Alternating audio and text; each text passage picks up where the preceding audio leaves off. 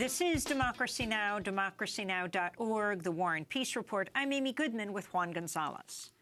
Well, in news on the U.S. war in Afghanistan, the U.S. Air Force is on track to triple the number of bombs dropped there this year compared with last year. The major increase in bombing comes as the Trump administration has deployed thousands more U.S. troops to Afghanistan in recent months. By early 2018, there are slated to be about 16,000 U.S. troops there. The ongoing U.S. war in Afghanistan is the longest war in U.S. history.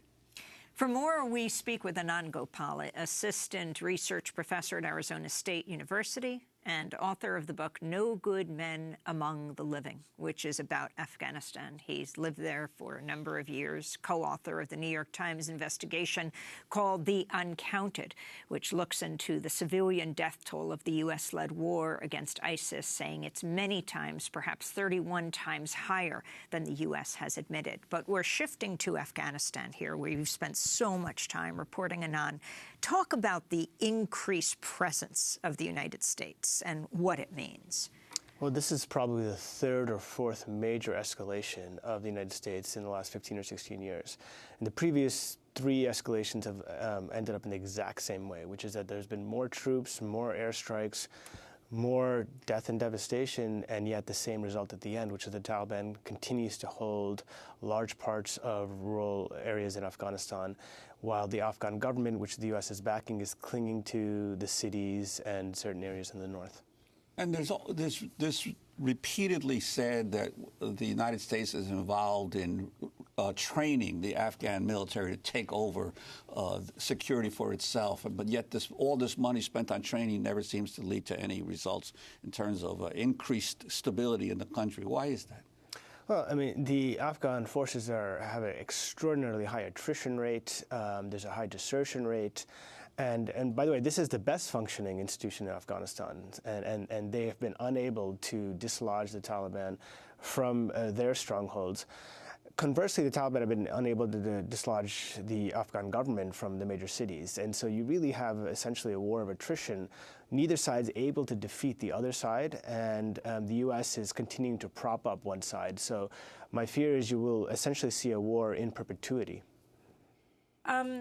You have also the increased number of bombings on all sides. You have residents of the northern Kunduz province. This was, in early November, saying U.S. airstrikes killed scores of civilians Friday after bombs fell on 3 villages west of the district capital. Residents say Afghan security forces wouldn't allow them to access the attack sites to pick up the bodies of their relatives, making an accurate account of the death toll impossible.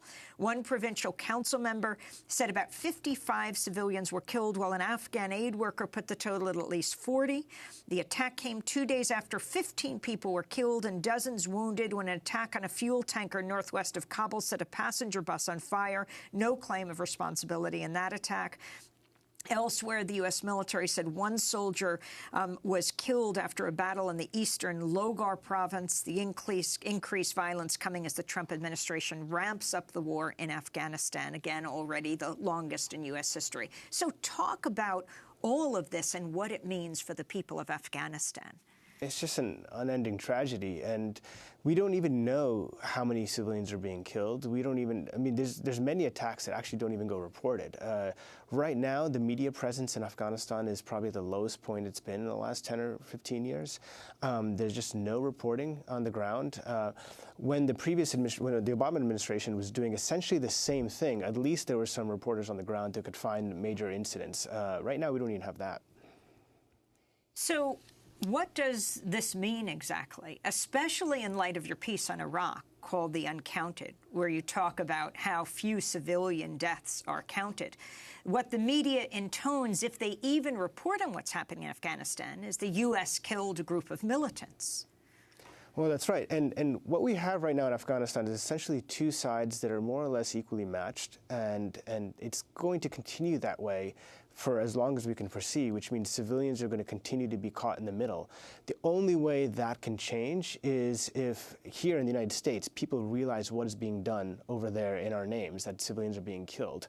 And that's why the act of counting civilian casualties and actually being on the ground is so vitally important. And unfortunately, we don't have that right now in Afghanistan. And the potential for a negotiated solution. I mean, there've been reports of off and on contacts with the Taliban to try to reach a negotiated solution. What do you make of that? There have been off and on contacts, but the problem has been that the United States, either the Barack Obama administration or the Trump administration, has not been serious about negotiated solution.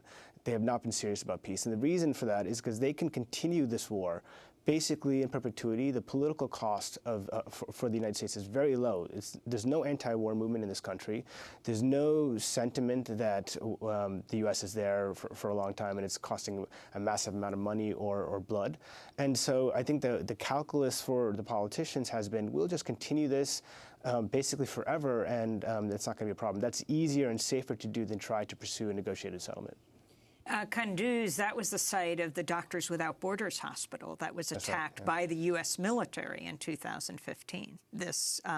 And now this latest bombing in 2017. And another bombing a few years earlier where NATO also bombed a fuel tanker and killed about 100 or 150 civilians. So one of the tragedies is people know the names of provinces in Afghanistan by the number of civilians that have been killed in these major massacres. Before we talk about Syria, I wanted to ask you one more question about Afghanistan from Tolo News, which said that the commander of the U.S. forces in Afghanistan, General John Nicholson, said a well-planned raid against drug-producing facilities was carried out in Helmand on Sunday, and that for the first time an F-22 bomber was used in combat in Afghanistan. Talk about the significance of this and also just the massive amount of poppy and opium that's now coming out once again from Afghanistan. Yeah, it's the world's leading producer of opium, but it's important to realize that the people who produce and sell these things are equally on the Afghan government side that's backed by the United States and on the Taliban side. That what the U.S. is doing is attacking one set of drug traffickers while effectively protecting another set of drug traffickers. And by the way, on this strike, they actually uploaded a video of the strike, similar to the strike that we described on Boston Razzo's house. And what that should tell us is we should have a lot of skepticism with these sorts of videos. We can't just accept that this is actually a drug production facility because the video says so. And the use of the F-22? Well, yeah, I mean, they're using all sorts of things now. I mean, it's not just a drone war. It's all sorts of conventional aircraft. Now there's talk about rolling out the F-35, which is it costs hundreds of millions of dollars. There's all sorts of money to build new sorts of aircraft to bomb people, but not money for other basic human things. So this is a bonanza for the U.S. military contractors. Oh yeah, I mean, I think the continuation of the Afghan war is great for the Beltway bandits. It's great for military contractors, and it's the same in Iraq and Syria as well. I'd like to switch to another topic, Syria. Syrian President Bashar al-Assad and Russian President Vladimir Putin met for the talks on Monday in Sochi. During the meeting, Assad reportedly thanked Putin for saving Syria. So what about the situation in Syria and the apparent total defeat of ISIS now there? Well, that's right. ISIS has been almost completely defeated because of heavy American air power, again, similar to what we've seen in Iraq, and also because of ground defenses by the regime forces. And what we're seeing is that the Syrian regime is taking back parts of its territory and also crushing the initial uprising that created this whole thing back in 2011. Whether the regime will ever take back all of Syria remains to be a question because the Kurdish forces still control 30 or 40% of the country. And just what is happening on the ground in Syria with the U.S., with Russia, with Syria, what you feel people are not getting information about in this country, in the United States? Well, Syria no longer affects effectively exists as a country. It's been de facto partitioned. There's an American sphere of influence, there's a Russian sphere of influence, there's an Iranian sphere of influence, there's a Turkish sphere of influence, and a Jordanian sphere of influence. So while the dictator Bashar al-Assad has maintained power, he's not really the real person in charge of all these territories. The country of Syria exists on a map. It doesn't exist in practice. Syria has become more like Beirut was, like Lebanon was in the 70s, with different factions and control different parts of the country, right? Well, different factions controlling different parts of the country, but also that the regional powers actually control. I mean, Turkey right now is occupying parts of northern Syria. Jordanian-backed groups are in the south. The United States has dozens of bases in Syria backing the Kurdish forces. And of course, Assad is right that he probably would have fallen if it wasn't for Russia coming in and saving him. So can you talk about what happens now that the war on ISIS in Syria, the U.S. says, is largely concluded? How will U.S. policy change? And also, what will happen to the U.S. backing of the Kurdish troops known as the Syrian Democratic Forces in the north? Yeah, there are two major questions moving forward in Syria. One is this one, which is the Syrian Democratic Forces control 30 or 40% of the country. And the regime has stated that they want every inch of Syria back for Assad.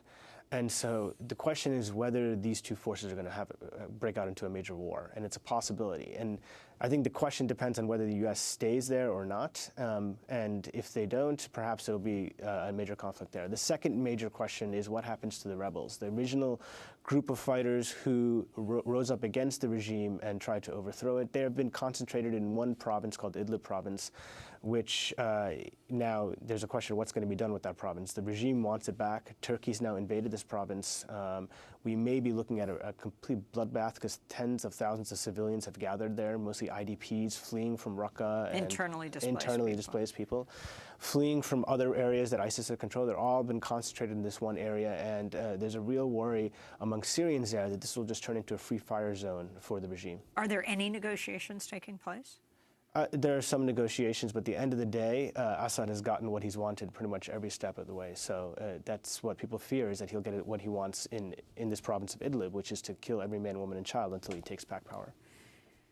Anand Gopal, thank you so much for being with us. Assistant research professor at Arizona State University, longtime journalist, the author of No Good Men Among the Living, the book about Afghanistan, co-author with Azmat Khan of a New York Times investigation, the cover story of the New York Times Sunday magazine that looks into the civilian death toll of the U.S.-led war against ISIS, the investigation called The Uncounted. And we will link to that at democracynow.org. To see part one of our conversations with both Anand Gopal and Azmat Khan, we urge you to go to democracynow.org. I'm Amy Goodman with Juan Gonzalez. Thanks so much for joining us.